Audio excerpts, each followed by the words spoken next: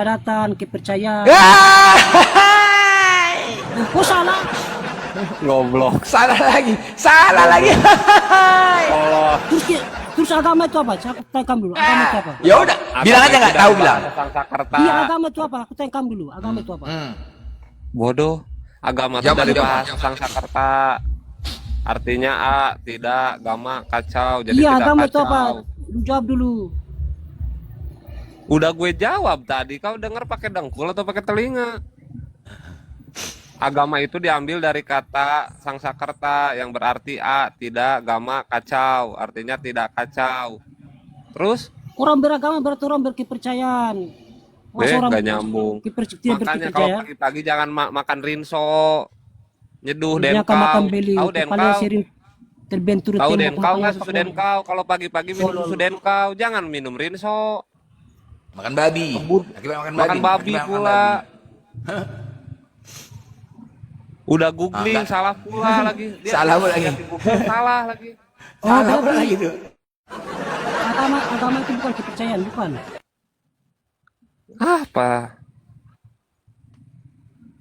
Beda ya, arti ya. Di dalam konsep agama itu, ya, di dalam konsep agama itu memiliki kepercayaan terhadap Tuhan dan mengikuti syariat. Kepercayaan. Kenapa kamu bilang? Ini arti agama, bukan aku tanya konsep agama. Kalau konsep agama, iya, tapi kalau artinya berbeda, woi longor. Kamu Yang kutanyakan arti konsep agama itu keyakinan dan kepercayaan terhadap Tuhan serta mengikuti tunggu dulu, serta mengikuti syariat atau perintah-perintahnya, itu dia. Nah, arti agama tadi benar, tidak kacau. Ketika orang memiliki agama, maka dia tidak akan kacau. Itu dia. Hidupnya tidak akan kacau, benar. Jadi, apabila kelompok atau orang dia memiliki agama, maka hidupnya tidak akan kacau. Karena di dalam konsep agama itu memiliki keyakinan terhadap Tuhannya dan mengikuti aturan-aturan serta perintah-perintah dari Tuhannya, maka hidupnya tidak akan kacau. Jadi ya, paham ya? Tapi Tuhan tidak bawa agama, kan? Ya begitulah, tadi udah kujawab tidak beragama. Aduh, kau kayak Kan mana? aku jawab, Tuhan tidak bawa agama, kan? Apa? Bawa. Bawalah Al-Maidah ayat 3 kalau di Islam jelas. Kalau kau agama bukan Kalau Kristen. Tuhan bawa agama, kenapa dipisah-pisahkan agama Kristen? Yang bawa agama siapa? Kau bawa agama? Kau aduh mah, kan udah kujawab tadi. Kau paham nggak? Kau paham nggak dengan pertanyaan? Yang kusampaikan paham nggak nih? Longor kali kau. Dengar dulu. Hah? Masa Tuhan bawa agama, ada agama berbeda-beda. Yang bawa agama, kau dengar? Kau paham nggak arti agama tadi apa? Kau, ya oke begini. Allah menciptakan, ya, Allah menciptakan sebuah agama agar apa? Di dalam, kalian paham ya? Di dalam konsep agama itu memiliki keyakinan dan kepercayaan terhadap Tuhan serta mengikuti aturan dan perintahnya. Maka apabila itu kau lakukan, kau disebut. Pelan-pelan aja. Oke, pelan-pelan. Oke, baik ya. Oke, baik, pelan-pelan aku ya. Di dalam keyakinan, di dalam konsep agama, kau mute lah, kau bising. Kau bising. Kau pun di pinggir laut kau. Kau mute. Kau mute dulu, kau bising kali. Gak mana-mana aku. Nah, sabar. Kau mute, kau dengar baik-baik ya. Di dalam konsep beragama itu, setiap orang atau kelompok memiliki keyakinan dan kepercayaan terhadap Tuhannya serta mengikuti aturan dan perintah dari Tuhannya. Nah, apabila itu dilakukan, dan konsep itu disebut dengan agama. Ingat ya, konsep itu disebut dengan agama. Yang artinya agama itu adalah tidak gama kacau. Tidak kacau. Ketika itu kau memiliki agama, maka pastilah ketika kau memiliki agama, pastilah kau akan memiliki keyakinan terhadap Tuhanmu serta mengikuti perintah dan aturannya. Maka hidupmu tidak akan kacau. Jelas? Nah, bagaimana dikatakan itu selamat? Nah, di dunia ini yang disebut agama, satu-satunya disebut agama itu apa? Islam. Makanya kalau kau ingin selamat, masuklah kau ke dalam Islam, karena arti Islam adalah selamat. Itu satu-satunya yang disebut agama di dunia ini hanya Islam. Inna dina indallahi Islam. Yang diridhoi oleh Allah hanya Islam, satu-satunya. Apakah yang lain disebut agama? Kristen disebut agama? No. Kristen tidak disebut agama. Buddha tidak disebut agama. Secara pemerintahan, yes. Secara kenegaraan, yes, disebut agama. Kenegaraan ya, dokumentasi. Tetapi yang sebenar-benarnya, apakah Kristen disebut agama? No. Buddha disebut agama? Tidak. Hindu disebut agama? Tidak. Yang lain semua enggak. Yahudi tidak agama? Tidak. Konghucu agama? Tidak. Secara kenegaraan disebut agama. Tetapi yang senyatanya itu bukan agama. Yang disebut agama kenapa? Karena Kristen itu sekelompok. Ingat ya, ketika Kristen disebut pengikut Yesus, bukan agama. Pengikut, bukan disebut agama. Yang mengikutin Yesus. Jadi itu sekelompok. Kedua, Buddha berasal dari kata Buddhism, kelompok juga. Hinduisme, kelompok juga. Yehuda, kelompok juga. Ini jadi sekelompok semua. Tapi Islam artinya apa? Apakah kelompok? Tidak. Apakah Islam disebut artinya Muhammad atau apa? Bukan. Islam itu selamat. Jadi satu-satunya disebut agama adalah Islam. Nah, paham ya? Satu-satunya disebut agama itu adalah Islam. Yang lain bukan agama. Paham ya? Karena apa? Karena Tuhan itu untuk keseluruhan, tidak untuk sekelompok. Ingat, Tuhan itu maha adil. Tuhan alam semesta. Tuhan seluruh alam semesta. Jadi yang namanya Tuhan itu untuk seluruh, bukan untuk sekelompok. Ingat ya, bukan untuk sekelompok. Yang namanya Tuhan itu untuk seluruh alam semesta, bukan untuk sekelompok. Tidak pantas dia disebut sebagai Tuhan alam semesta, tetapi dia menciptakan sekelompok. Jelas? Makanya aku tanya, apakah Tuhan bawa agama? Kan sudah ku jawab, longor.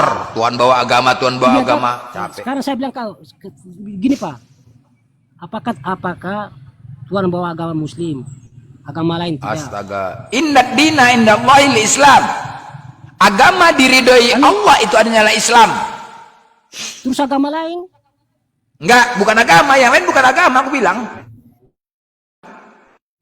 Oh, berarti agama sendiri dari Tuhan, gitu. Satu-satunya agama disebut adalah Islam. Iya, makanya aku balik tanya, berarti agama lain, berarti Tuhan berpihak loh. Maksudnya Tuhan berpihak mana?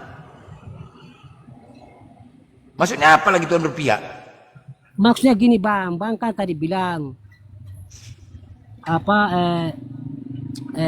Tuhan tuh ini buat agama Islam, turunkan agama itu agama Islam. Terus agama lain itu kenapa? Berarti pertanyaan saya, berarti Tuhan berpihak loh. Kok Tuhan berpihak? Cumananya. Kok maksudnya cuma yang disebut agama itu adalah cuman Islam, yang lain bukan agama. Paham nggak?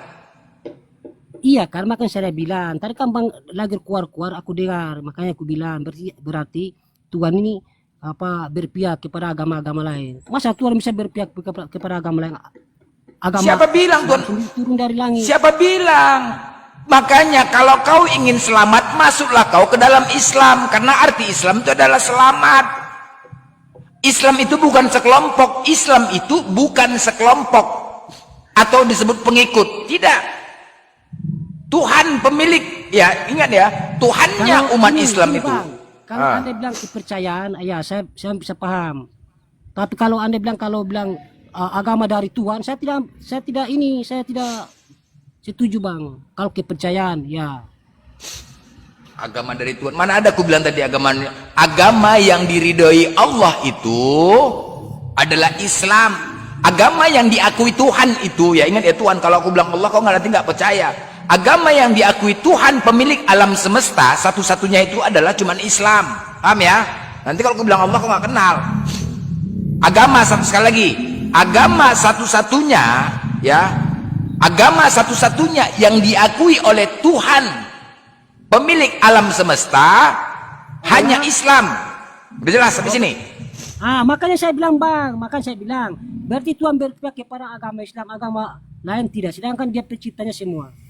Gimana ceritanya itu? Ya iyalah. Ya makanya saya Tengok Islam.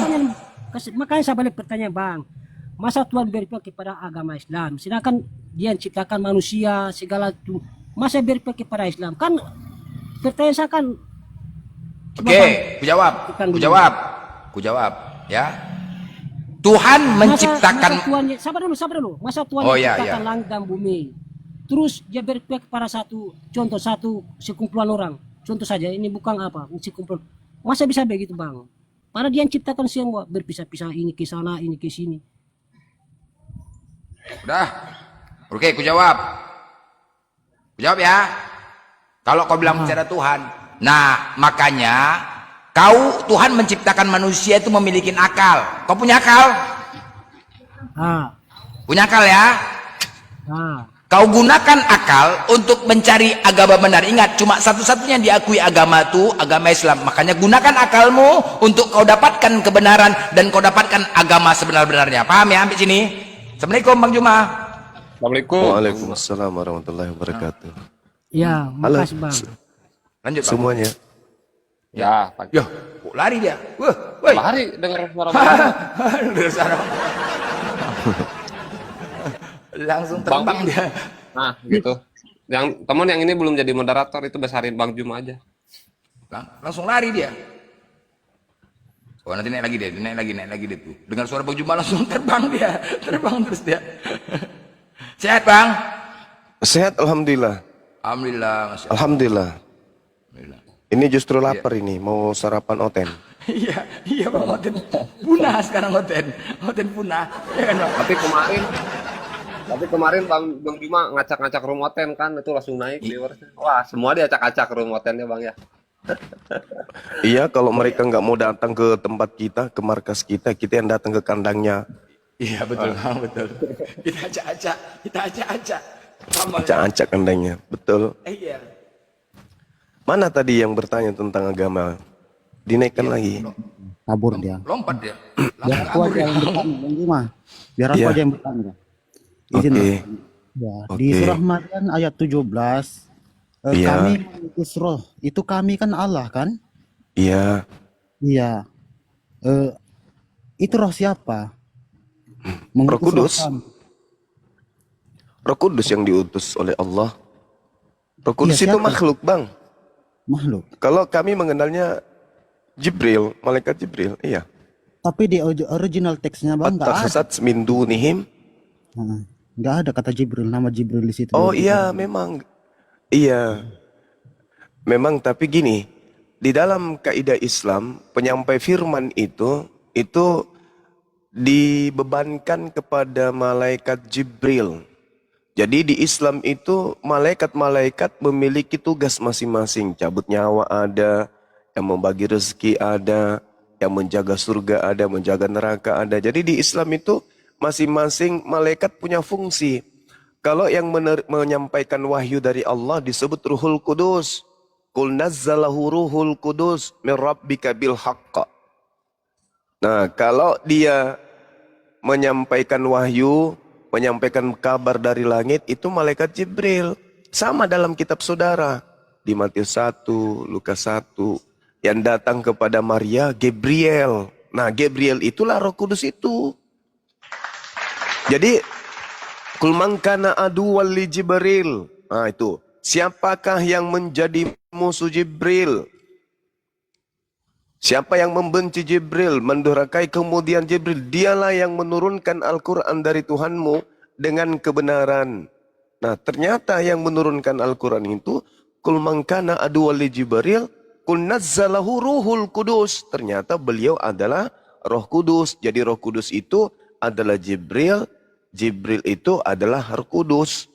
Gitu. Coba Anda lihat di dalam kelahiran Yesus. Ada dua nama yang datang. Siapa itu? Roh Kudus. Yang pertama, yang kedua adalah Jibril. Gabriel kalau dalam bahasa kitab saudara. Padahal itu adalah berbicara mengenai sosok yang sama. Kita lihat tolak ukurnya. Suara saya masih kedengaran? Masih kedengaran masih. Kita lihat tolak ukurnya. Masih, alhamdulillah. Kita lihat tolak ukurnya, Bung.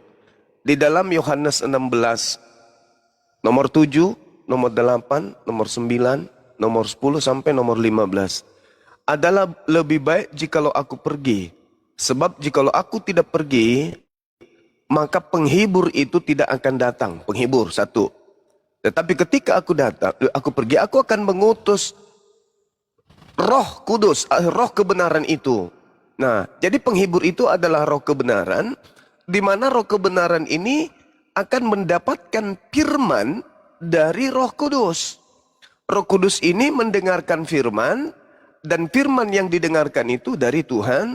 Roh Kudus ini tidak berbicara dari dirinya sendiri, melainkan apa yang diucapkan, apa yang disampaikan adalah firman yang didengarkan dari Tuhan. Maka dia makhluk. Dia makhluk, dia bukan Tuhan. Roh Kudus yang diutus tidak akan berkata-kata dari dirinya sendiri, melainkan apa yang didengarkan itulah yang disampaikan. Nah, berarti Roh Kudus itu bukan Tuhan, dia penyampai firman. Dalam kaidah Islam, beliau adalah Jibril alaihi salam. Begitu, Bung. Jadi kalau di dalam surah Maryam yang Anda maksud itu, fattakhazat min dunihim hijaba fa arsalna ilaiha ruhana fatamatsala laha basharan sawiyya. Jadi roh kami itu Jibril. Jadi di Islam itu, saudara, roh itu banyak arti, tergantung konteks. Al-Quran juga bisa disebut roh, malaikat juga bisa disebut roh, kita juga manusia bisa disebut roh. Jadi banyak roh itu, tergantung konteks. Karena pada dasarnya kita ini berasal dari alam gaib, berasal dari hakikat pencipta yang maha suci, yang adalah maha gaib. Tadinya kita tidak ada, menjadi ada. Oke. Begitu, Bu. Kenapa Allah itu mengatakan kami? Kenapa dia tidak mengatakan aku aja? Allah, kenapa harus mengatakan kami? Iya. Jadi kenapa harus mengatakan kami? Kenapa tidak mengatakan aku aja? Allah Subhanahu wa taala menjelaskan ketika Allah melibatkan makhluknya di dalam pekerjaan yang berhubungan dengan ciptaan atau yang dia adakan, maka Allah selalu mengatakan kata kami. Contoh, wa ma arsalna min qablika mir rasulin illa nuhi ilaihi annahu la ilaha illa ana fa'budun. Kami tidak mengutus seorang rasul pun sebelum engkau Muhammad, engkau Nabi Muhammad, astagfirullahaladzim, melainkan kami wahyukan kepadanya bahwa tidak ada Tuhan yang berhak disembah selain aku. Jadi ketika melibatkan makhluk, menerangkan kemahakuasaannya, Allah itu selalu mengatakan kami. Aku mengutus, kami mengutus rasul. Kenapa Allah mengatakan kami mengutus rasul? Karena di situ ada keterlibatan ayah ibu. Karena di situ ada keterlibatan malaikat datang untuk menyampaikan wahyu. Maka dikatakanlah kami mengutus. Tapi kalau Tuhan berbicara sembahlah aku, Tuhan tidak pernah mengatakan sembahlah kami. Tidak pernah mengatakan maka sembahlah kami. Enggak. Atau dikatakan kamilah Tuhan. Tidak pernah itu. Kau cari dalam Al-Quran itu tidak akan pernah Anda temukan. Yang ada akulah Tuhan. Innani anallah. Sesungguhnya aku ini adalah Allah. Fa'budani, maka sembahlah aku. Annahu la ilaha illa ana, bahwa sesungguhnya tidak ada Tuhan selain ana, aku. Tidak dikatakan illa nahnu, selain kami, enggak. Jadi kata nahnu itu atau kata kami itu digunakan oleh Allah untuk menyampaikan kemudian keadaan di mana Allah melibatkan makhluknya. Seperti itu, saudara. Sama seperti Yesus, akulah dia. Loh, kok dia? Kok dia mengatakan dia? Harusnya kan akulah aku. Kenapa harus dia? Begitu adanya. Sama seperti ketika Allah mengutus malaikat. Dia selalu mengatakan kata kami. Baiklah kami menciptakan manusia. Baiklah kami menciptakan manusia serupa dengan gambar kami. Jadi di situ bukan kata kita, tapi kami. Kenapa mengatakan kata kami? Karena merujuk kepada esensi kemahakuasaan Allah, di mana Allah menciptakan makhluknya melibatkan makhluk yang lain. Nah, itulah hebatnya Allah, maha kuasa, tetapi beliau kemudian tidak mengenyampingkan keterlibatan makhluknya pada saat diperintah oleh beliau. Nahnu nazzalna zikra, kami yang menurunkan Al-Quran. Nah, kenapa menggunakan kata kami? Karena Al-Quran diwahyukan melibatkan Roh Kudus, makhluknya yaitu Jibril. Jadi itulah wujud kebijaksanaan Allah, karena Allah itu maha bijaksana. Allah tidak mengenyampingkan keterlibatan makhluknya dalam bekerja. Maka dikatakan kata nahnu. Nah, saudara, Al-Quran itu diwahyukan kepada bangsa Arab. Bangsa Arab diajak Rasulullah meninggalkan penyembahan dari berhala-berhala, dari dewa-dewa. Mengajak mereka menyembah kepada satu Tuhan. Kalau orang Arab memaknai kata kami, nahnu di situ banyak Tuhan, maka orang Arab akan tertawa. Loh, katanya Tuhanmu satu. Kenapa kamu mengajak kami menyembah kepada Tuhan yang banyak? Buktinya kamu menggunakan kata kami. Jadi, kata nahnu bagi bangsa Arab itu bisa bermakna tunggal. Sama seperti ketika saya pidato apel pagi di kantor. Sahabat-sahabat sekalian, kami ingin menyampaikan beberapa hal pada pagi hari ini. Yang pertama, ketika saya menilai, melihat dan menimbang, kemudian kami akan memutuskan bahwa nama-nama yang ikut bersama dengan kami ke Jakarta. Nah, kami di sini ya saya sebagai manajer, bukan banyak orang manajer. Nah, itu kaidah dalam bahasa. Jadi kata kami bagi bahasa Arab itu tunggal. Tapi itu seelegan mungkin sang pembawa bahasa, sebijak mungkin sang pembawa bahasa, untuk kemudian digunakan pengertian kita sebagai makhluk. Contoh, ini sederhana nih. Saya seorang guru, masuk ke dalam kelas, berbicara kepada murid-murid. Anak-anak sekalian, besok kami akan ke Jakarta. Apakah murid-murid ikut? Tidak, hanya guru doang. Nah, di sisi yang lain, saya berbicara lagi. Anak-anak sekalian, besok kita ke Jakarta. Kalau saya menggunakan kata kita,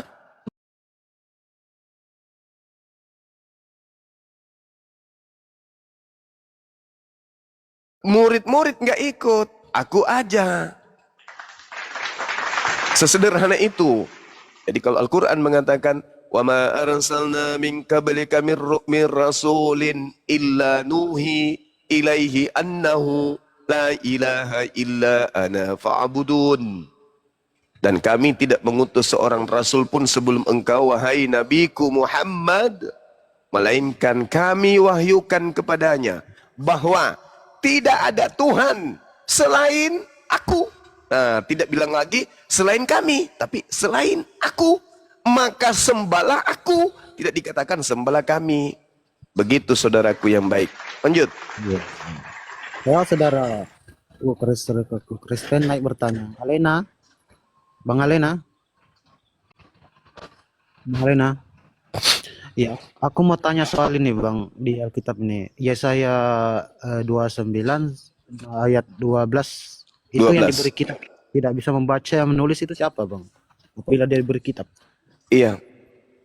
Iya, jadi saya mohon maaf sebelumnya, bukan saya mau mencocok-cocokkan dengan nabi saya. Nabi Rasulullah Muhammad SAW, enggak.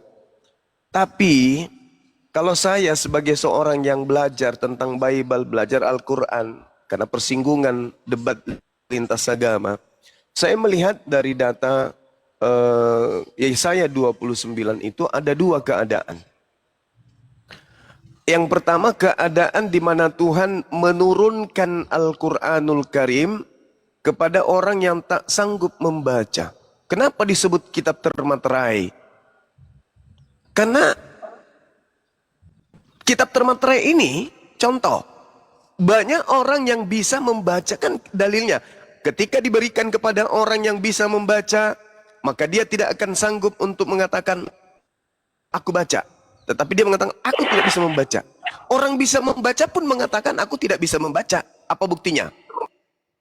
Orang yang baru masuk Islam, atau orang Islam itu sendiri, bisa nggak baca Quran? Bisa. Bisa lancar kali pun. Innamal mu'minuna alladzina idza dzukirallahu wajilat qulubuhum. Bisa membaca. Tapi kata Allah, tidak bisa membaca. Apa maksudnya tidak bisa membaca? Mereka bisa melisankan, tapi mereka nggak bisa membaca makna. Mereka hanya bisa membaca, tetapi dia tidak ngerti artinya. Dia nggak ngerti apa kandungan ayatnya. Itulah makna daripada Al-Quran. Jadi ketika kitab itu diberikan, kitab itu termaterai, bisa membaca. Kepada orang yang bisa membaca, bisa. Tapi ternyata dia nggak sanggup untuk membaca. Kenapa? Karena dia hanya bisa baca tulisannya, dia tidak ngerti arti yang sesungguhnya. Nah, inilah yang disebut dalam kitab tersebut. Nah, kepada yang tidak bisa membaca diberikan juga. Dia juga mengatakan, aku tidak bisa membaca. Pertanyaannya, siapa yang pernah mengalami tersebut? Dan siapa kemudian, dan kitab mana yang diceritakan dalam data tersebut? Tak ada satupun. Setelah Yesaya kan, Musa kan duluan, baru Yesaya menulis. Kemudian satu-satunya kandidat setelahnya itu ya Yesus dan Nabi Muhammad. Siapa di antara keduanya yang kemudian tidak bisa membaca? Siapa yang kemudian di antara keduanya diberi kitab termaterai? Ya Nabi Muhammad sallallahu alaihi wasallam. Bukan saya mencocokkan, tapi ya dalam tradisi pengajaran tentang nubuah ada yang disebut kaidah akhir ke awal. Artinya kita lihat keadaan sekarang ini, siapa yang cocok dengan keadaan yang awal. Ketika diceritakan ada kitab termaterai diberikan kepada seorang yang tidak sanggup membaca. Setelah diperintahkan baca, dia mengatakan aku tidak bisa membaca. Nah, kita lihat zaman akhir ini siapa? Baginda Rasulullah Muhammad SAW. Tak ada yang lain. Itu yang pertama. Kaidah yang kedua, kata Allah begini, kata Bible Yesaya 29 itu begini. Celakalah orang yang menyembunyikan dalam-dalam rancangan terhadap Tuhan dan pekerjaan-pekerjaannya terjadi dalam gelap sambil berkata, siapakah yang melihat kita dan siapakah yang mengenal kita? Betapa kamu memutarbalikkan segala sesuatu. Apakah tanah liat dapat dianggap sama seperti tukang periuk? Sehingga apa yang dibuat dapat berkata tentang yang membuatnya? Bukan dia yang membuat aku. Dan apa yang dibentuk berkata tentang apa yang dibentuknya, ia tidak tahu apa-apa. Maksudnya, celakalah orang yang menyembunyikan dalam rancangan Tuhan. Siapa mereka ini? Mereka yang mengatakan Yesus itu adalah Tuhan.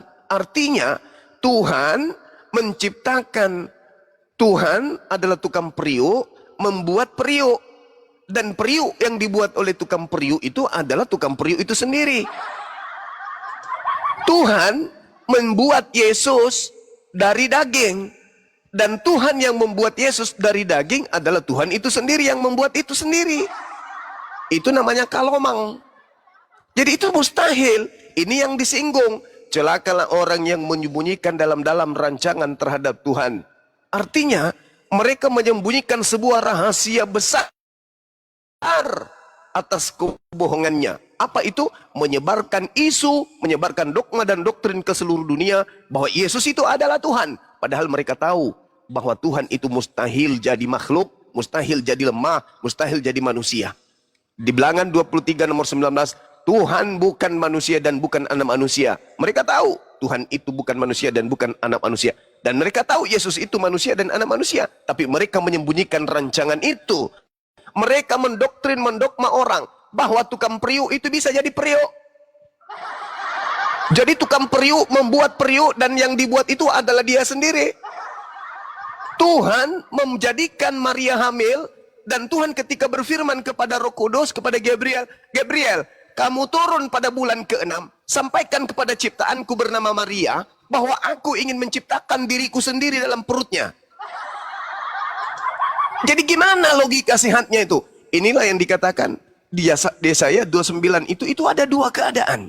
Nabi Muhammad datang untuk kemudian merubah pola pikir orang-orang yang termakan doktrin dan dogma. Bahwa apa yang kalian percayai, apa yang kalian yakini, itu seibarat tukang periuk membikin periuk, lalu periuk yang dibuatnya itu adalah dirinya sendiri. Jadi Anda sebagai tukang galon, menjual galon, tapi ternyata sebelum Anda menjual galon, Anda menjadi galon. Mama. Sedangkan galon ini andai bisa bicara, apa kata galon?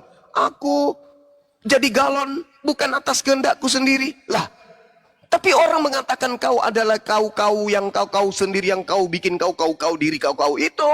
Gimana ceritanya?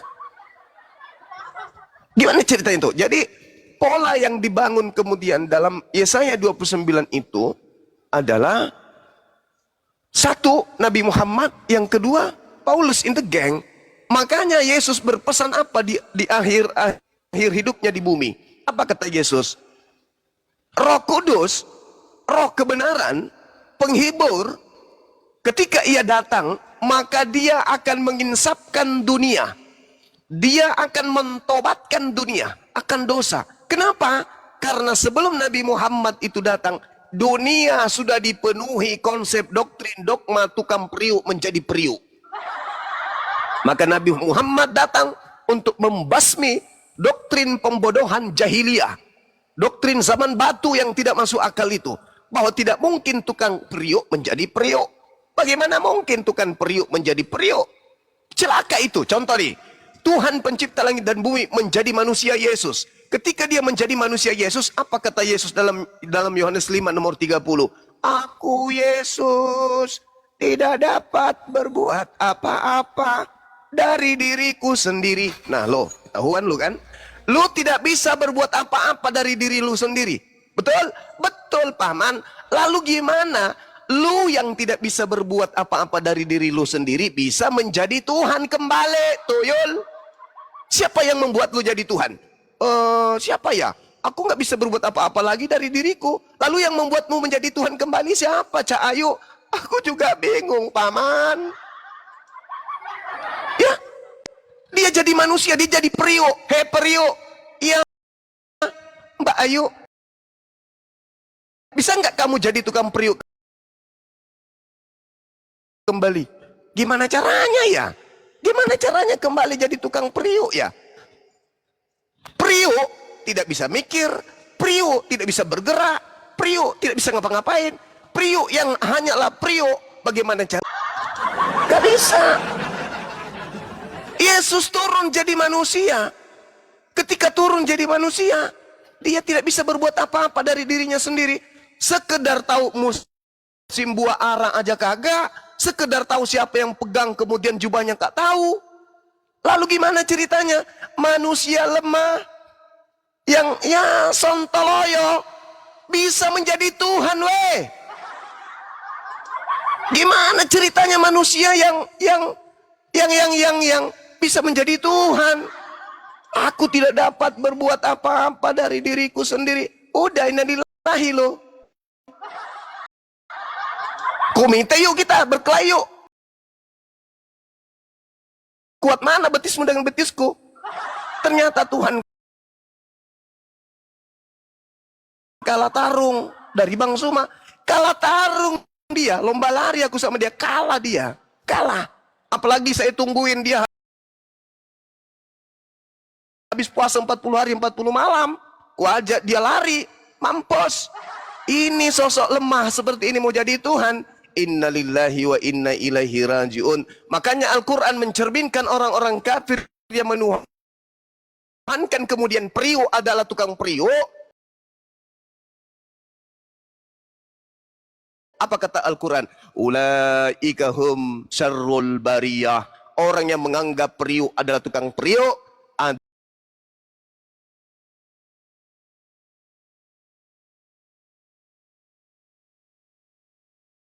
adalah seburuk-buruknya makhluk, lebih buruk dari babi, lebih buruk dari guguk. Makanya kami menghindarkan anak-anak kami supaya nggak lebih buruk dari babi. Makanya apologet Islam Indonesia ini berdiri.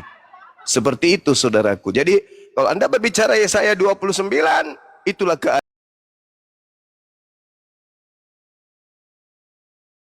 keadaannya yang ada. Nah sekarang Anda seorang Kristen menyembah periuk.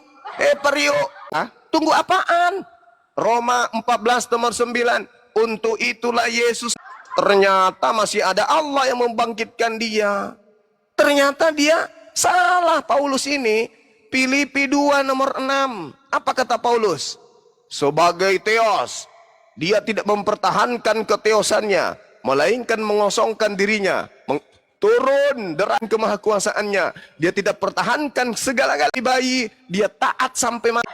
Setelah dia jadi bayi, dia tidak bisa ngapa-ngapain. Harus ada ibunya yang mandikan dia, harus ada ibunya yang cebokin dia. Pret. Nah, setelah dia dewasa, berdoa kepada siapa? Bukankah dia tua yang satu itu yang jadi manusia? Ya, periuk berdoa kepada periuk. Jadi inilah Islam datang. Satu hanya Islam. Afala tatafakkarun, afala taqilun. Bagaimana mungkin kau menyembah? Bagaimana bisa kau menuhankan orang yang kalau dia tidak minum anti, mau dia mabok naik kapal? Bagaimana mungkin kemudian kalau dia keluar dari rumah nggak menggunakan pakaian, maka dia ada terlihat orang gila. Terus kau sembah dia. Padahal Yesus turun ke bumi hanya untuk bagi umat Israel, agar umat Israel itu tersadarkan kembali kepada pengajaran Tuhan yang datang melalui Nabi Musa alaihissalam. Apa kata Yesus yang mulia? Kata beliau, aku telah memberikan seluruh firman yang Tuhan berikan kepadaku, kepada murid-muridku, dan setelah murid-muridku terima segala firman itu, mereka telah menerimanya dan mereka percaya bahwa engkau adalah yang telah mengutus aku. Subhanallah. Yesus hanya rasul. Ya Bani Israel, inni rasulullahi ilaikum. Wahai Bani Israel, sesungguhnya aku Yesus Isa alaihissalam hanyalah utusan Tuhanmu untuk kepada kalian semuanya. Bagi orang Roma kok dijadikan Tuhan? Kenapa dijadikan Tuhan? Karena cerita pewayangan, cerita hayalan, cerita ilusi, angan-angan Romawi Yunani, dari sejak nenek moyang mereka, mereka diajarkan Hercules turun ke bumi menjadi dewa-dewa, bisa menghidupkan, bisa mematikan, bisa memberi bencana, bisa memberi musibah, bisa menyelamatkan, bla bla bla. Dan itu cuman ilusi. Itu cuman teori doang, hanya dongeng dari kuping ke kuping. Mereka tidak pernah melihat bukti. Tapi ketika Nabi Isa turun di tengah-tengah Bani Israel, nyata di tengah mereka membangkitkan orang mati, orang lumpuh berjalan, orang buta mengintip, maka kemudian dia mengatakan, lah inilah dewa Hercules, inilah dewa Zeus, inilah dewa Horus, inilah dewa matahari, segera kita sembah. Maka penyembahan terhadap Nabi Allah, penyembahan terhadap Rasulullah Isa alaihissalam hanya berlaku bagi agama pagan, yaitu agama Romawi Yunani. Maka pertama kali yang melakukan prosesi penyembahan terhadap makhluk bernama Isa, yang kemudian namanya dipasukan menjadi Yesus, hanyalah agama Katolik yang berasal dari Roma Yunani, di mana mereka punya nenek moyang adalah agama Helenisme, agama politeisme, penyembah dewa-dewa. Laris manis ketika Paulus botak mengajarkan dan menjajakan agama tersebut. Laris manis. Tapi Paulus tidak menjajakan kepada Yahudi. Kenapa? Karena Paulus tahu Yahudi keturunan nabi-nabi, Yahudi keturunan Mesias, Yahudi keturunan Abraham, Yahudi memiliki kitab-kitab suci, tidak mungkin mau menerima ajaran-ajaran penyembahan terhadap berhala-berhala kopla. Tapi ketika Paulus menjualnya ke Romawi Yunani, laris manis saudara-saudara. Karena memang Romawi Yunani sebelumnya sudah menganut ajaran Trinitas, Trikwek-kwek, Trimurti, dan Tritrus Trisno. Sekira begitu saudaraku. Mohon maaf panjang lebar. Silakan. Ya, sebelum kesana izin dulu ya teman-teman. Ya, buat teman-teman izin di bawah ya, semoga seperti apa yang kata Bang Juma tadi, ketika tukang Prio akan menjadi Prio. Ketika kita juga menghadapi hotel longor, semoga kita tidak ikut longor ya. Itu dia. Ya, buat teman-teman yang di bawah, Komalnya memang tidak bisa share karena dari tadi kena pelanggaran. Dikencangkan aja tap layarnya teman-teman ya, dikencangkan. Dari tadi udah kena pelanggaran terus. Alena, monitor, Alena, buka mute-nya, buka mute. Saya bantu tuh, saya bantu. Alena, buka mute-nya, buka mute. Buka mungkin sama Bang Blender itu si Alena. Monitor, monitor. Oke, Chris, lanjut Chris. Iya. Lanjut Chris. eh, jadi ini merujuk ke siapa yang tidak bisa membaca dan menulis itu Bang di Yesaya itu? Kalau saya sebagai Muslim itu saya bukan menjadi Islam karena Bible ya, tapi setelah saya membaca Bible ini, saya menelaah, saya meneliti, tak ada satu manusia pun di bawah kolong langit ini yang menggenapi nubuatan itu selain daripada baginda Rasulullah Muhammad sallallahu alaihi wasallam. Karena memang saudara, di dalam kitab Yesaya 42, kita lihat di dalam kitab tersebut, di dalam Yesaya 42 ini, dan juga di Kejadian 49, Tuhan mengatakan datangnya sosok Nabi yang akan menerima kembali kejayaan dari Bani Israel. Lihat, itu hambaku yang kupegang orang pilihanku, kepadanya aku berkenan, aku menaruh rohku ke atasnya, supaya ia menyatakan kepada seluruh bangsa-bangsa. Al-Quran surah Asy-Syura ayat 52, Allah menaruh rohnya kemudian kepada baginda Rasulullah Muhammad sallallahu alaihi wasallam berupa Quran, dan Al-Quran ini diturunkan, diwahyukan oleh Allah untuk seluruh alam semesta. Nah, jadi yang datang membawa kitab tersebut itu tak lain dan tak bukan adalah baginda Rasulullah Muhammad sallallahu alaihi wasallam. Kita baca di dalam Kejadian 49 data nomor 10. Apa kata Tuhan di sana? Tongkat kerajaan tidak akan beranjak dari Yehuda ataupun lambang pemerintahan dari antara kakinya sampai dia datang. Siapa dia? Dia yang berhak atasnya. Maka kepadanya akan takluk bangsa-bangsa. Siapa yang kemudian takluk bangsa-bangsa kepadanya? Baginda Rasulullah Muhammad sallallahu alaihi wasallam. Implementasi terakhir kita lihat dalam Kisah Para Rasul 3 nomor 22, nomor 23. Bukankah di dalam kitab Taurat Musa dikatakan bahwa Tuhan akan mengutus seorang nabi yang sama seperti Musa, dan akan terjadi siapapun yang tidak mendengarkan nabi itu akan dibasmi dari umat kita. Sekarang siapa nabi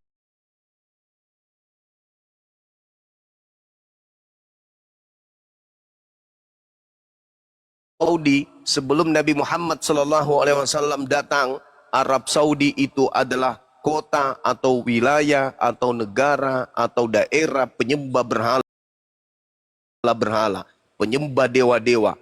Tapi begitu Nabi Muhammad sallallahu alaihi wasallam rata kota Mekah Madinah, penyembahan berhala itu dihapuskan oleh beliau. Inilah yang diterangkan kemudian di dalam Kisah Para Rasul 3 nomor 22 23. Kalau bukan Nabi Muhammad sallallahu alaihi wasallam, kandidatnya cuma satu, siapa? Yesus. Apakah betul Yesus menaklukkan hukum-hukum kepada bangsa-bangsa? Enggak. Yesus malah yang ditaklukkan oleh bangsanya sendiri.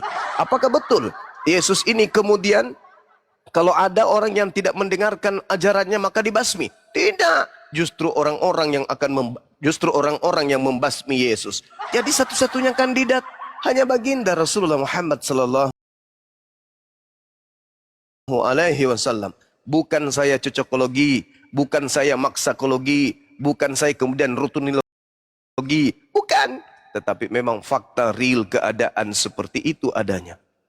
Ini tidak bisa kita bantah karena kita adalah pelaku sejarah sebagai anak keturunan Adam. Kalau bukan Nabi Muhammad, lalu siapa? Bom-bom nggak mungkin. Silakan. Berial ya. Selamat siang Bang. Siapa nih Bunda? Berial ya. Salam, selamat siang. Ya, saya kan bertanya sama Bang Zuma nih. Mumpung Bang Zuma ada di sini. Salam Bang Zuma. Ini Bang Zuma. Iya. Salam juga. Salam Bang Blender dan teman-teman semuanya. Brile ini Kristen Syariat nih, Brile Kristen Syariat. Brile Kristen Syariat. Brile. Tapi tetap aja Bang. Syariat atau makrifat nih Bang Blender? Aduh, macam. Tapi tetap kan bau badan Marifat Kak. itu Ilmunya sudah sampai yang melihat aku, dia sama seperti melihat Allah. Itu ma'rifat itu. Karena yang berbuat adalah Allah, yang berkata-kata adalah Allah. Aku tidak berkata-kata dari diriku sendiri, apa yang aku katakan adalah apa yang berasal dari Dia, yaitu Bapa yang ada di dalam aku. Itu ma'rifat.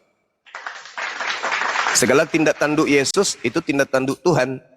Tetapi dalam segi ilmu ma'rifat, beliau kata Al-Quran, inni ma'akum, aku bersama dengan kamu, aku bersama dengan kalian.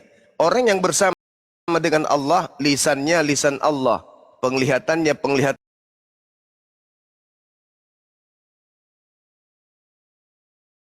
Allah, pendengarannya pendengaran Allah.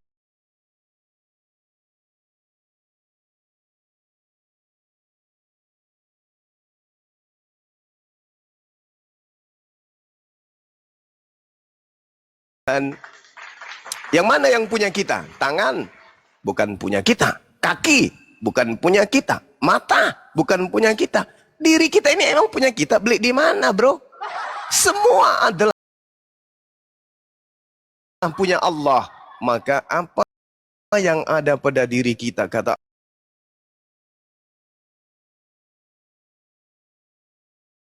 Allah dalam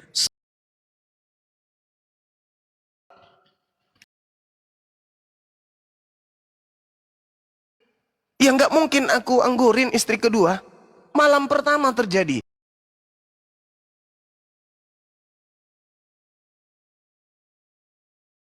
Kira-kira sanggup gak aku membuat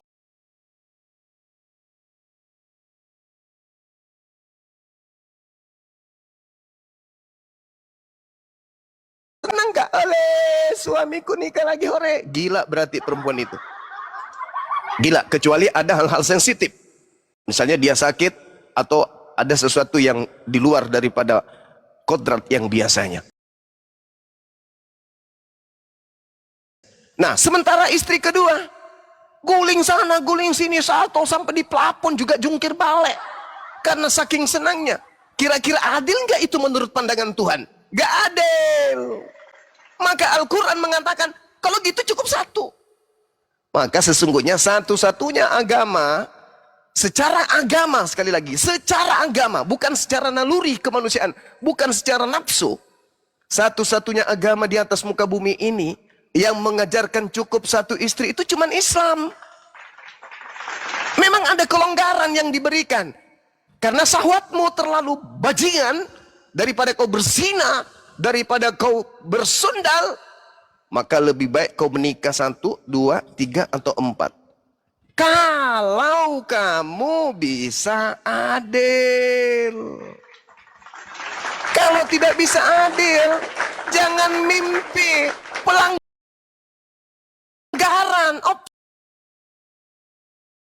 offside. Al-Quran mengatakan, Fa'in khitam ya Al-Quran. Tidak bisa keluar dari Quran Islam itu. Kalau ada orang menikah cuma nafsunya doang, dia tidak menjalankan syariat Islam. Dia hanya menjalankan nafsunya saja, membungkus Islam. Rasulullah Muhammad SAW menikah bukan karena syahwat. Bukan. Nah, ini yang diajarkan Islam. Ini yang diajarkan Al-Quran. Kalau kamu tidak sanggup, maka saya pastikan kamu tidak sanggup, maka cukup satu. Jadi satu-satunya agama yang mengajarkan satu istri, ya Islam. Yang lainnya gimana solusinya? Ya zina. Sekarang saya seorang Kristen. Saya seorang Kristen. Istri saya namanya Brile. Saya dengan istri setia, suami istri. Saya nggak boleh nikah lagi. Tapi ada staf saya cantik. Betisnya itu, wow, keren kali. Urat-uratnya kelihatan, coy. Naik ke atas, pahanya diukur sampai 3 jengkal panjangnya itu. Mulusnya minta ampun, kayak mulusnya pahanya Pak Bom-Bom. Belum lagi pantatnya, wah indah sekali pantatnya, kayak pantat kambing. Bibirnya kayak bibir kerah, matanya, wah pokoknya cantik jelita. Tiap hari saya ketemu di kantor, tiap hari. Pagi Pak, pagi Nona. Hari ini masih bagus-bagusnya. Besok dia datang ke kantor pakai rok panjang memang, tapi belahannya sampai ke pusat. Gila bener ini cewek. Pertama masih berdoa. Haleluya, haleluya, haleluya. Ya Tuhan, ya Bapa lindungilah mataku ini ya Bapa. Oh masih pertama, hari pertama. Hari kedua, Bapak Uco sudah mulai keberatan, Pak. Uco udah mulai marah. Ini gimana solusinya ini? Si ini bla bla bla dan seterusnya. Tapi lama-lama kemudian zikirnya hilang. Kenapa?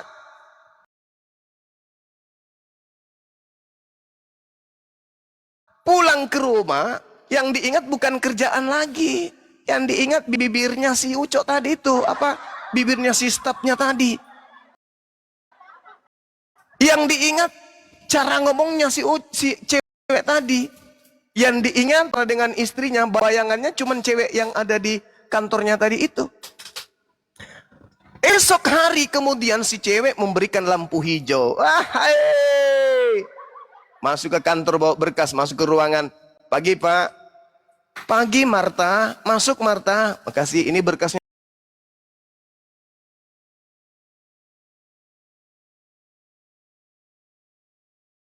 Ya Pak, yang kemarin ya udah.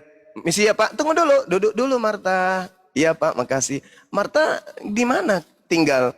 Boleh nanti sesekali mampir ngopi. Iya boleh Pak. Tapi nggak apa-apa kan, nggak ada yang cemburu kan Marta? Iya nggak apa-apa Pak, nggak ada yang cemburu. Boleh dong saya istirahat. Boleh Bapak, boleh silakan aja datang. Besok datang beneran. Datang beneran. Apa yang terjadi saudara-saudara? Siang Bapak. Oh Marta sudah nggak pakai baju dinas lagi Pak. Dia sudah pakai baju daster. Ya udahlah. Bapak ada apa siang-siang gini? Ibu kebetulan ada acara arisan sama teman-temannya. Bapak lagi capek aja nunggu. Ya, mikir-mikir kesini aja. Ketemu Marta, iseng-iseng aja main.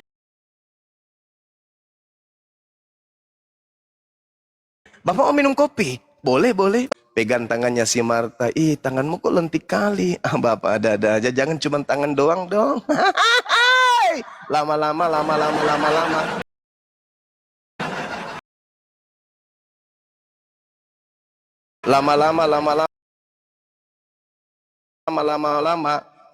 BH-nya itu nggak di dada lagi. BH jadi masker jadinya. Entah kemana-mana perginya. Itu yang terjadi kalau cukup saat prot si Ucok melemparkan lahar ganasnya, ketebak.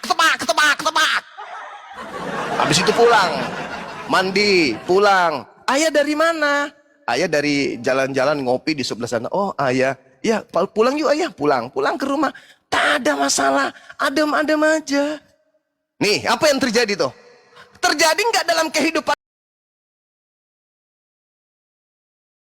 Sudah kepepet.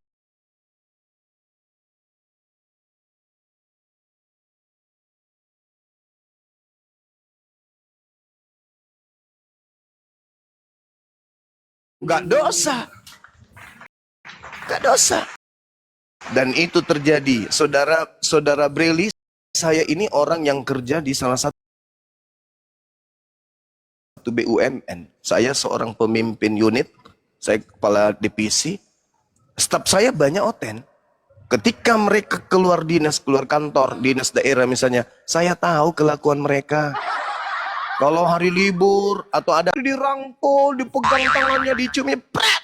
Aku tengok dia, tahu itu. Kalau Bang Zuma gimana kalau Bang Zuma? Pak, jangan Pak, jangan. Ibu, istri saya galak.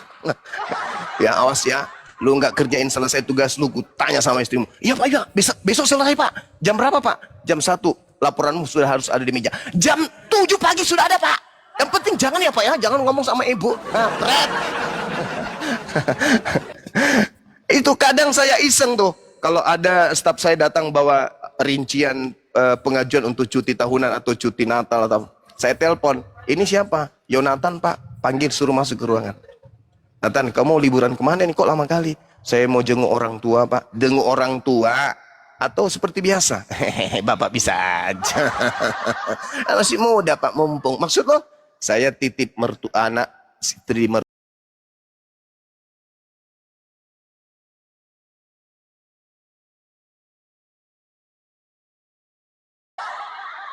Itu yang terjadi, bro.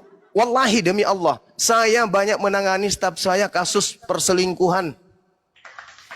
Datang ke kantor ributan uang lembur. Uang lemburnya dicari. Ini kenapa? Kok ada apa kok itu ada perempuan di depan ruangan saya, ngapain? Bawa anak-anak kecil banyak kali. Istrinya si ini, Pak, mau ngapain? Katanya suaminya tidak kasih uang lembur. Cek per cek, saya selidiki berapa. Ternyata punya laki.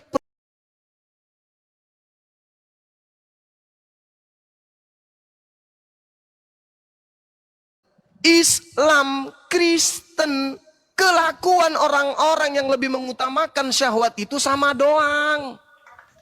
Laki Islam, laki Kristen di belakang istri pekerjaannya sama doang. Bagi mereka yang tidak kemudian mencanangkan apa yang tertulis dalam kitab suci. Nah, celakanya kalau seorang suami yang mencari data di Bible cukup satu istri, itu nggak ada dalilnya. Kami membaca kemudian dalil dalam kitab Amsal atau kitab Yehezkiel, suaminya membaca, seorang istri berkata,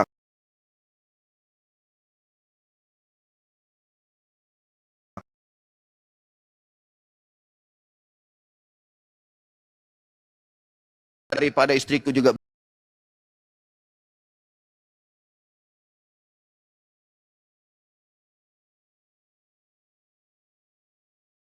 pada tokoh agama, imam, pelayan, itu cuma satu. Nah, satu apa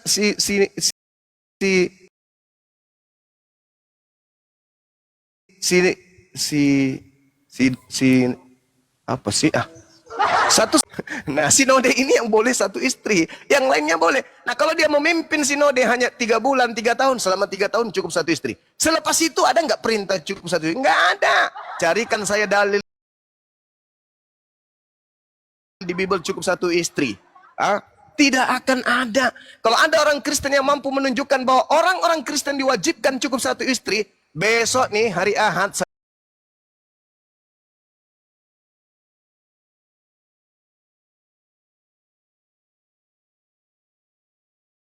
terjemahan sudah dibolak-balik. Terjemahan yang tidak sesuai dengan aslinya, bahasa aslinya. Jadi sekali lagi saya katakan, agama yang mengatakan cukup satu istri itu adalah agama yang melegalkan persinahan.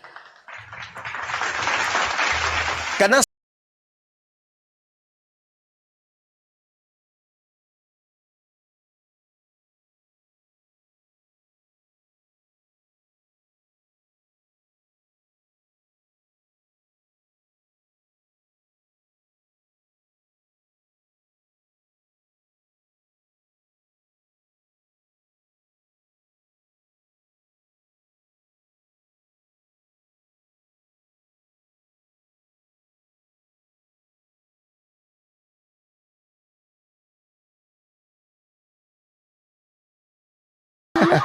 Ya, kok lari? Kok lari?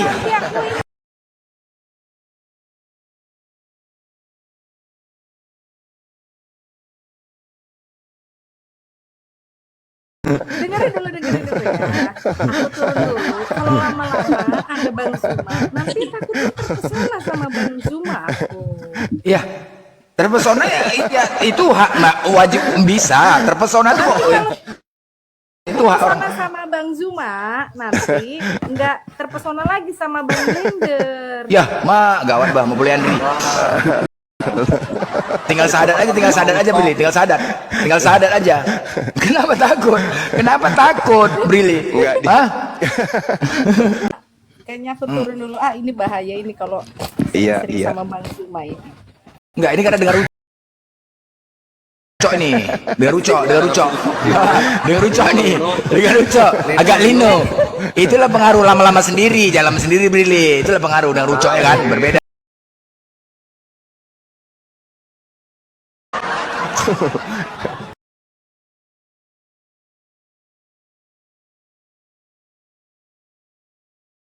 Itu di luar aturan daripada Islam. Islam tidak mengajarkan, tidak mengaturkan seperti itu sesuai pemahaman Brili, tidak ya. Ada aturan-aturan di Islam. Jadi jangan salahkan agama atau ajarannya. Kalaupun ada orang melakukan seperti itu, salahkan oknumnya, bukan agamanya. Paham? Paham Brili? Paham, jadi aku salahkan Islam Bang itu Blender. ya, betul. Benar. Salahkan. Abang pula disalahkan. Salahkan, Bang Ju malah salah, enak aja. Bang Ju malah salah. Udah jelas kan Brili kan? Udah jelas. Jadi apa lagi nggak asadu? Asadu. Lagi. Asyhadu. Ya, biar tonton apa lagi? Wah, Asyhadu.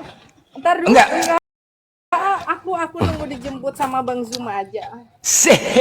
on cam lu, coba biar tengok Bang Juma, on cam lu, biar tengok Bang Juma.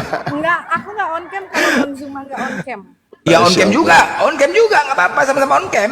Asadu coba. Asik.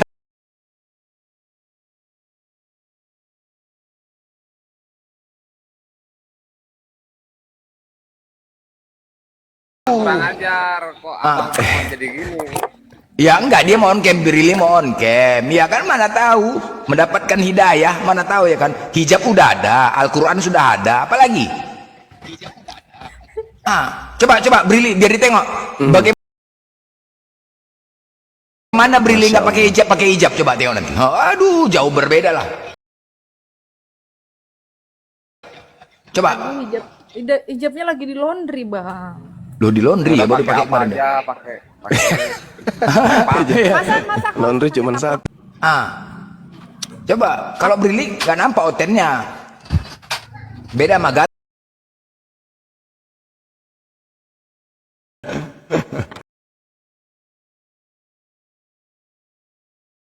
Asadu ya.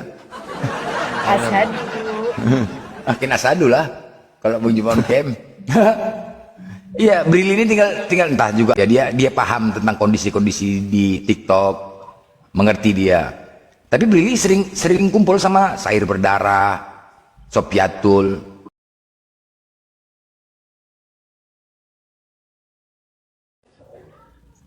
Ya sama kayak Abang juga penghujat. Aduh mah, penghujat.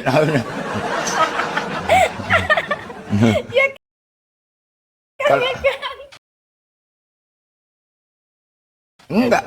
Kalau bicara pakai data menghujat enggak tuh? Enggak. Ya udah. Kita juga pakai data loh, Bang. Ayo,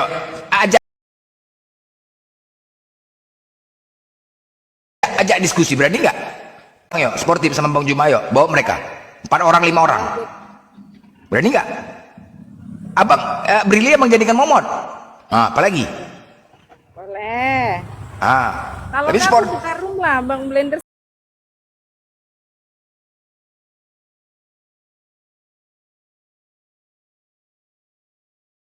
Giliran Bang Blender mau ngomong aku mute-mutein terus. Oh janganlah, jangan gitulah. Kobal kalian selalu nggak pernah sportif. Satu-satu bicara ganti-gantian.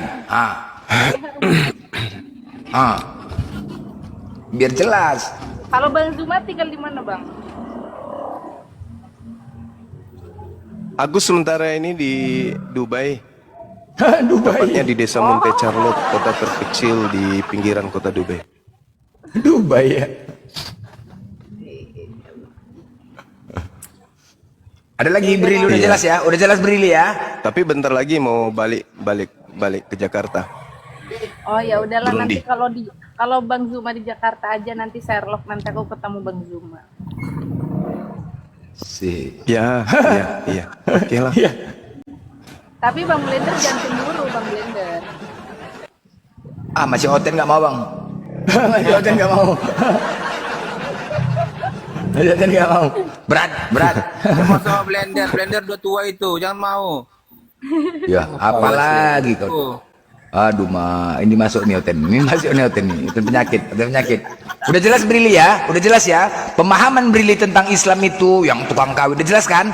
Sampai saya udah jelas ya, jelas sama Juma tadi. Udah. Soalnya aku juga punya saudara Ustadz loh, Ustadz. Sepupu. Muslim. Kan aku kan banyak saudara Muslim ya, keluarga Muslim. Ustadz juga, pengaji juga. Iya. Terus itu pacarnya banyak. Udah nikah. Ya berarti Sampai Bang menyalahi Al-Quran berarti.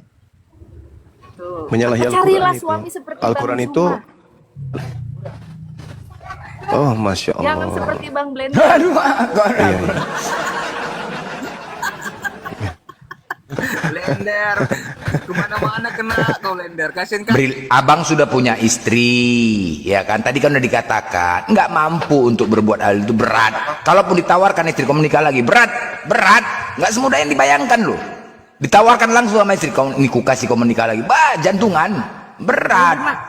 Bang Zuma Bang itu di Blender. bawah ada yang typing Ah. Bang Zuma. Katanya Bang Bang Zuma Blender milik ini tuh aku. Kak Brili yang waktu kemarin open cam kan? Iya, open cam ya, Iya. iya betul.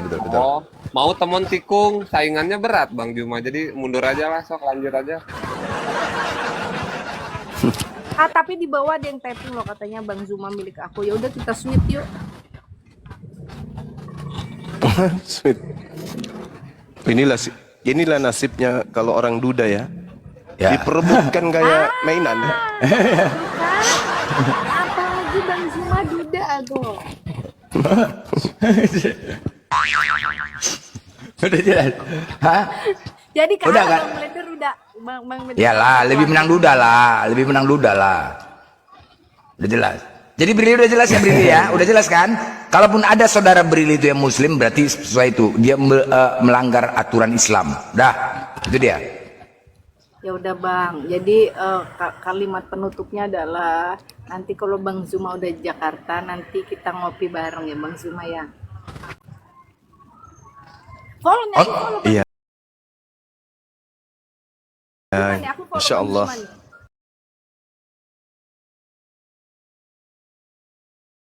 Ya.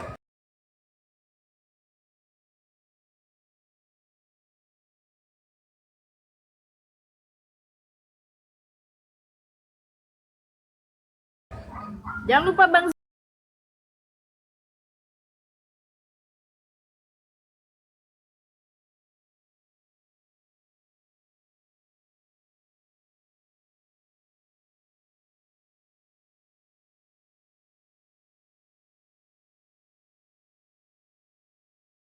Top kali. Ya. Nggak on cam cemana mau tahu Bang Juma jumpa ini Brilian di sana tuh nggak mana tahu Bang Juma, nggak aja. Tapi nanti kalau saya on cam tuh kadang-kadang Bang Blender malamnya suka nggak bisa tidur. aduh, mak lain lah, agak lain. Agak lain. Jadi udah jelas ya, Nggak bisa tapi tidur, mudah-mudahan banyak nyamuk. banyak nyamuk, ya betul, banyak nyamuk. Mati lampu, banyak nyamuk, nggak bisa tidur. Ya mudah-mudahan lah, mudah-mudahan Brili ya. Kita nggak tahu hati Brili itu, kita nggak tahu ya. Mudah-mudahan mendapatkan hidayah. Tapi Mudah-mudahan. hati Brili udah tahu Bang Blender, hati Brili buat Bang Zuma. Tanya Bang Juma. Tanya Bang Juma. Ya, kita nggak tahu. Jodoh itu bisa terjadi, kita nggak tahu, ya kan? Nggak tahu. Bang, jadi ini calon kakak rohaninya kita ya. Bang Zuma. Bang Brili. Iya, Bang gimana? Zuma ogah ngopi bareng Oten. Oh enggak, Bang Zuma tuh baik loh, ngopi sama Oten, mau enggak Oten mau Bang Zuma mah. Ya enggak Bang Zuma? Iya, sering pun. Oh. Enggak, ini jadinya Kak Brili ini calon Bang kakak Zuma rohaninya udah kita ngejudge ini. Bang Zuma aja nih. Iya, Kak Brili. Kak Brili calon kakak rohaninya kita ini, iya. Yang mana? Ya, Kak Brili ini yang cantik ini. Jadi Kak Brili ini calon kakak rohaninya aku gitu ya. Bang Zuma kan kakakku. Terus Kak Brili nih calon kakak rohaniku juga berarti ya. Calon kakak roh halus. Oh, halus. Bukan, Brili itu calon ini. Calon Bang Zuma. Enggak, pemahaman Brili coba tentang kami di Islam ini, penghujat ketika di luar cemana tuh? Pas Jadi ini. kayak Bang Blender, Bang Zuma gitu kan, atau temen Kristen yang suka menghujat atau apapun itu punya agama. Itu tuh menghujatnya tuh ya cuma di TikTok aja karena penyajian hiburannya ya begitu, tapi ketika di real life saya percaya Bang Zuma dan teman-teman yang lain atau Bang Blender atau penghujat sesama ini ya, menghujat agama ya, itu kalau di real life itu ya mereka berdampingan berdampingan dengan yang berbeda keyakinan, nggak mau. Jadi menghujat itu adalah penyajian di TikTok aja, seperti itu sih. Betul kan Bang Zuma? Ya iyalah. Saya Karena terjun di dunia apologet itu latar belakangnya bukan karena kebencian. Demi Allah yang menguasai jiwa saya. Saya itu masuk di dunia apologet karena sayang sama Kristen. Sayang kepada saudara-saudara saya Kristiani. Itu aja latar belakangnya. Cuman dalam perjalanan kadang dipertemukan dengan gorila, singa ompong, biawak kadang. Itu yang menggiring kita kadang keras. Contoh saya naik ke sini, saya ditanya Islam, saya jawab kok. Tapi kalau yang datang itu menghujat, menista ya, sebagai seorang yang memiliki agama yang mana agama ini wajib hukumnya dipertahankan sampai kiamat, kita harus keras terhadap penghujat kan gitu.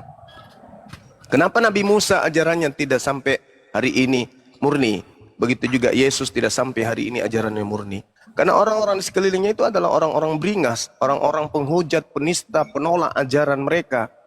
Sementara Musa alaihissalam dan juga Yesus alaihissalam tidak memiliki kekuatan pasukan untuk bagaimana mereka, sang murid-murid ini bisa berjuang mempertahankan ajaran itu. Mereka takut kepada musuh. Mereka diporak-porandakan oleh pertahanan musuh. Bahkan diobrak-abrik pertahanannya oleh musuh. Sedangkan kalau Nabi Muhammad, pengikut Nabi Muhammad, sekalipun mereka itu kadang bolong sholatnya, ketika akidahnya yang tersentuh, maka nyawa tidak dihitung mahal. Mereka akan mempertahankan agamanya itu dengan mati-matian. Kenapa? Karena satu-satunya titipan pencipta langit dan bumi yang bisa menjadi jalan keselamatan manusia pada hari ini dan seterusnya hanya Islam. Sekarang saya mau masuk Kristen, contoh. Saya ke gereja hari Minggu, saya akan berpikir, yang mengajarkan saya ke gereja siapa? Saya menyembah Yesus, saya akan berpikir, yang mengajar saya menyembah Yesus itu siapa? Saya makan babi, saya tidak bersunat, dan seterusnya. Ini semua tradisi seperti ini, rutinitas ritual kayak begini yang ajarkan saya siapa? Yang perintahkan saya siapa? Saya tidak akan menemukan perintah-perintah itu dalam kitab suci. Kalaupun ada dalam kitab suci, yang dianggap suci, Bible, saya akan bertanya lagi, Bible ini apa betul firman Tuhan? Kalau firman Tuhan, apakah Yesus pernah berfirman dalam bahasa Indonesia? Oh, ini cuma terjemah. Yang namanya terjemah sudah pasti bukan firman Tuhan, tetapi upaya manusia memahami firman Tuhan. Nah, kenapa Bible itu kadang direvisi? Yang maha tinggi, perkataan yang maha tinggi mustahil bisa dikoreksi. Mustahil bisa direvisi, mustahil bisa dikoreksi. Kenapa Bible bisa direvisi, diperbaiki, dikoreksi, dan disempurnakan? Karena dia bukan firman Tuhan lagi, dia hanya terjemahan. Jadi masuk Kristen pun saya, yang ada hanya keraguan. Lalu kemudian saya menyembah. Menyembah kepada siapa? Kepada Yesus. Lah, yang disembah ini kan harus Tuhan, bukan manusia. Tapi dia membangkitkan orang mati, tapi dia begini. Lah itu kan mujizat, dia kan utusan Tuhan. Utusan presiden, apapun bisa dia lakukan. Kalau ada mandat presiden, ini utusan Tuhan, membolak-balikkan dunia aja dia bisa. Membuat matahari terbit dari selatan ke timur pun bisa. Kenapa? Yesus itu wakil Tuhan. Apapun bisa dilakukan, tinggal berdoa. Ya Tuhanku. Tuhan menjawab, ya hambaku, wahai anakku, apa maumu? Aku mau gunung ini dipindahkan. Pindah. Anak Tuhan. Tetapi orang yang berakal tidak akan membuat dia menyembah Yesus. Karena Yesus itu hanya utusan Tuhan. Lagi-lagi aku ragu. Jadi mau kayak mana aku mau masuk Kristen? Gak bisa. Jadi satu-satunya yang harus saya pertahankan adalah mengasihi saudara-saudara saya Kristen yang ingin diselamatkan. Toh 1, 2, 3, 4 Kristen menjadi Kristen bukan karena proses berpikir.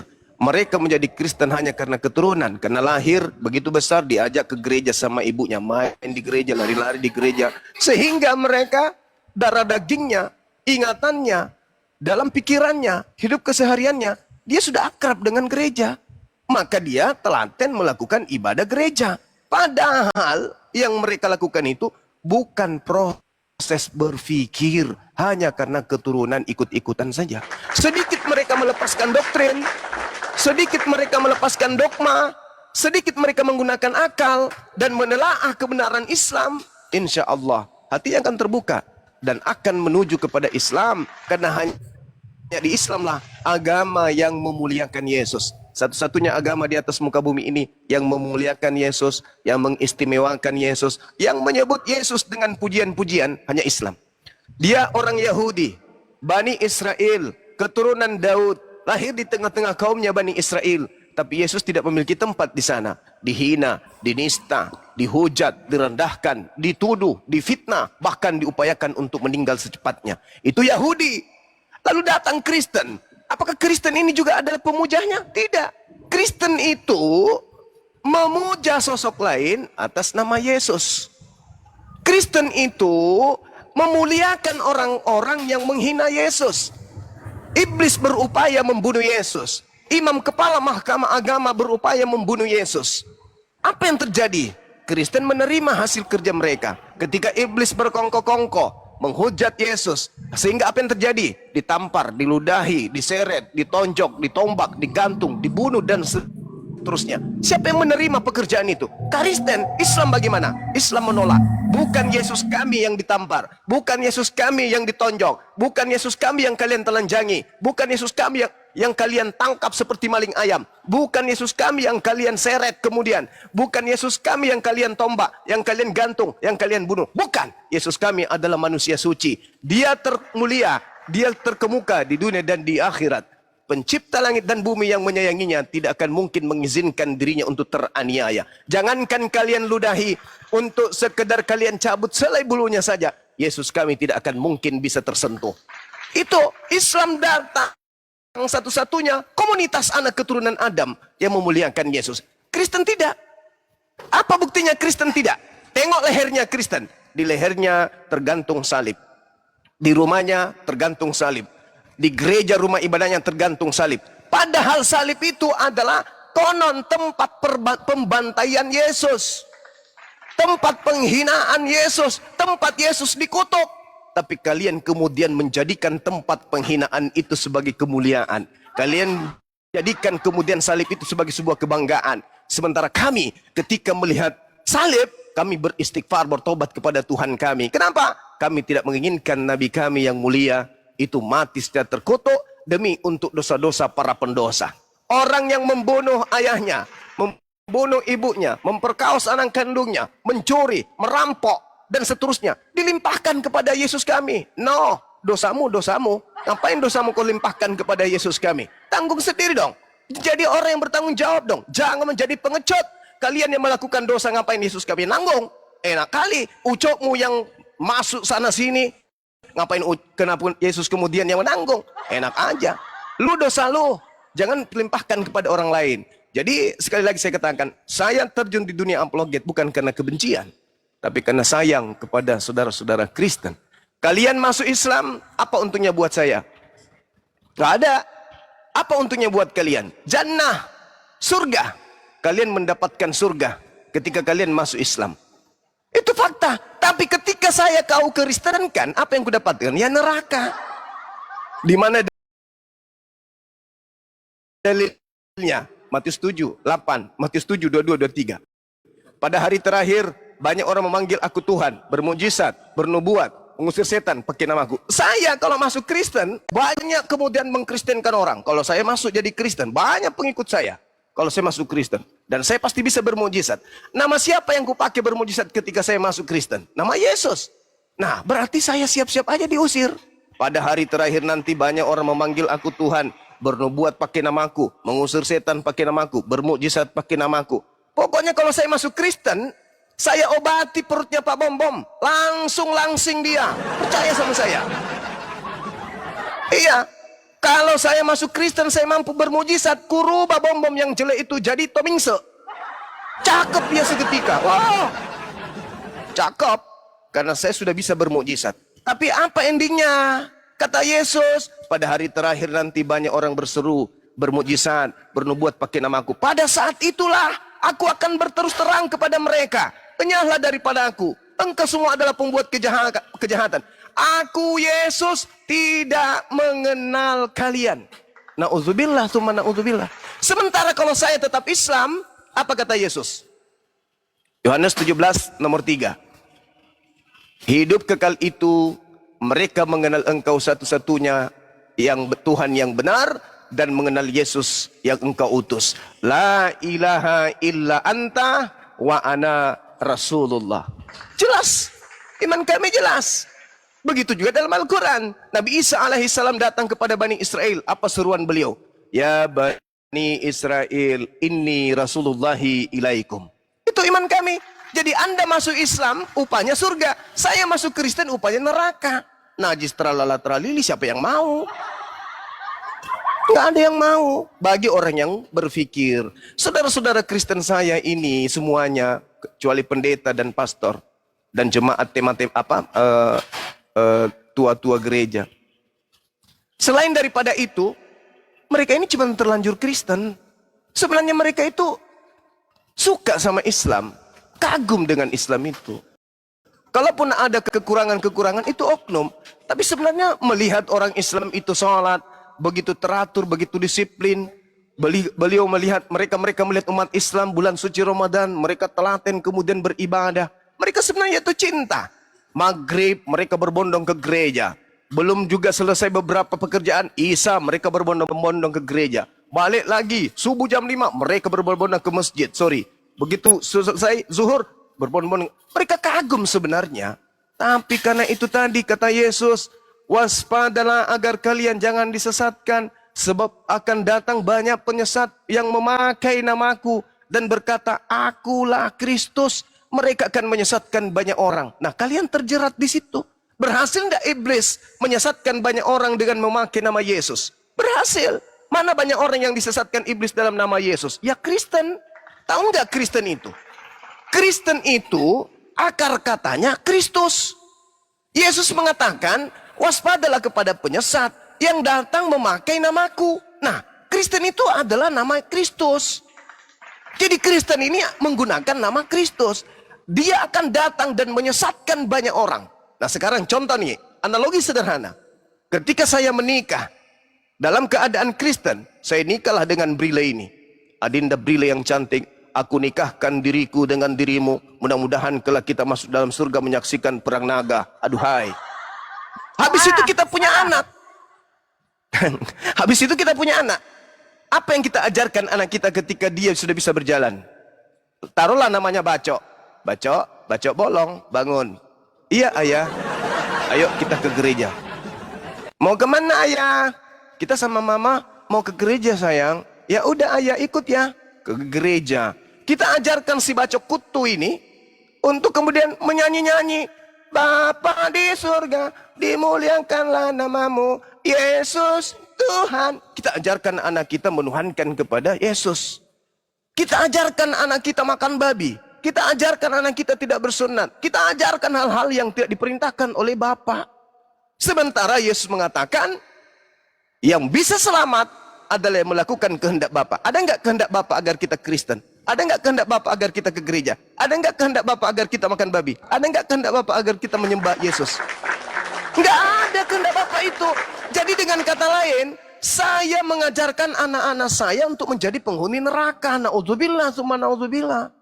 Tapi kalau kemudian beliau nikah denganku, aku nikahkan diriku dengan Bril dengan seperangkap sendal jepit yang kiri semua sah karena Allah. Nah, kan gitu. Lalu kemudian menikah kita, anak kita besar. Apa yang kita ajarkan kepada anak kita? Namanya taruhlah misalnya nama anak kita. Sepatu namanya. Bukan. Nama anak kita adalah Muhammad Peter. Muhammad Peter, bangun. Iya ayah, sholat subuh yuk. Begitu anak kita bangun, saya di depan, emaknya kemudian di situ berdampingan dengan anaknya yang masih kecil. Lalu kita kemudian memuji Allah. Allahu Akbar. Duhai engkau yang maha besar. Alhamdulillahi Rabbil Alamin. Wahai engkau Tuhan semesta alam. Ar-Rahmanir Rahim. Yang maha pengasih lagi maha penyayang. Maliki yaumiddin. Yang menguasai hari pembalasan. Iyyaka na'budu wa iyyaka nasta'in. Hanya kepadamu lah aku dan istriku dan anak-anakku memohon pertolongan. Tunjukilah kami jalan yang lurus. Yaitu jalan orang-orang yang engkau beri nikmat keselamatan kepada mereka. Bukan jalan-jalan orang yang engkau murkai, yaitu Yahudi. Dan bukan juga jalan orang yang sesat, yaitu Nasrani. Dan orang yang zalim di antara mereka, yaitu Kristen. Itu doa kita di hadapan Allah. Nah kalau kita masuk ke gereja, sementara apa yang kita lakukan di situ? Kita sujud. Matius 26 nomor 39. Yesus sujud. Anak kita sunat. Galatia 2 nomor 21. Yesus sunat. Puasa. Yesus puasa. Yesus syahadat. Syahadat. Semua yang kita ajarkan kepada anak-anak kita adalah buah-buah dari pengajaran Yesus alaihi salam. Lah ke gereja. Ngapain ke gereja hari Minggu? Siapa yang disembah di sana? Yesus. Alamak. Sebenarnya yang kita sembah di gereja, kalau kita ke gereja itu bukan Yesus. Yang kita sembah di gereja itu adalah Dewa Horus dalam nama Yesus. Karena Yesus yang asli mengajarkan ibadah Sabtu, menyembah kepada Elohim. Elohim itu adalah Eloah Abraham, Eloah Yesha, Eloah Yakub, pencipta alam semesta. Nah kalau kita jadi Kristen, seketika kita melantik si Kristus ini menjadi Tuhan. Sementara Kristus yang asli ketika datang sibuk mengajar muridnya hanya menyembah kepada Eloah Abraham, Eloah Yesha. Tidak pernah mengajarkan menyembah dirinya, nggak ada itu. Nah inilah kemudian sekali lagi saya katakan, Bang Sumat terjun ke dunia apologet bukan karena benci kepada saudara Kristen. Wallahi, saya punya kakak angkat yang sangat saya sayangi sampai hari ini. Kalau saya jumpa, saya peluk, saya ciumi, saya menangis. Ya. Karena sangat-sangat sayang sama beliau. Kemudian datangnya saya, hadirnya saya di tengah-tengah saudara-saudara, itu murni karena kecintaan. Cinta terhadap Islam, cinta terhadap orang-orang Kristen yang ya, siang malam kemudian mereka beribadah, melakukan prosesi ibadah. Tapi tak ada landasan, dasar firman Tuhannya itu nggak ada. Hanya doktrin dari barat. Doktrin dari barat semata-mata. Nah, oleh karena itu saya terpanggil ud'u ila sabili rabbika bil hikmah. Serulah mereka orang-orang Kristen ini kepada jalan Tuhanmu dengan kebenaran. Wabil hasanah, dengan cara-cara yang baik. Ya itu yang saya lakukan. Illal ladzina zalamu minhum, kecuali orang-orang zalim yang ada di tengah-tengah mereka. Ya saya harus keras. Nah, orang-orang zalim ini sudah tahu salah, ngotot. Sudah tahu sesat, ngotot. Contoh misalnya, sampai kuda bisa sikat gigi sendiri. Orang Kristen kalau ditanya, siapa yang memerintahkan kalian beribadah menyembah Yesus? Tak akan pernah ada yang bisa menunjukkan. Sampai kuda bisa sikat gigi sendiri. Tidak akan pernah ada. Nah itulah fakta real. Bahwasanya prosesi keagamaan yang ada di Kristen tidak diperkuat oleh dalil dan perintah. Tidak ada validasi, tidak ada legitimasi, tidak ada pengasahan dari Yesus. Kalau Islam Nabi Muhammad yang mengajarkan. Islam diajarkan oleh Nabi Muhammad. Sedangkan Kristen, siapa yang ngajari Kristen? Nggak ada, kecuali Paulus. Inilah mungkin yang perlu saya sampaikan kepada saudara-saudara saya. Khususnya kepada beliau. Mudah-mudahan bisa dijadikan sebagai bahan pemikiran atau renungan kemudian ke depannya untuk memilih mana jalan yang sesungguhnya diridai dari pencipta langit dan bumi. Demikian.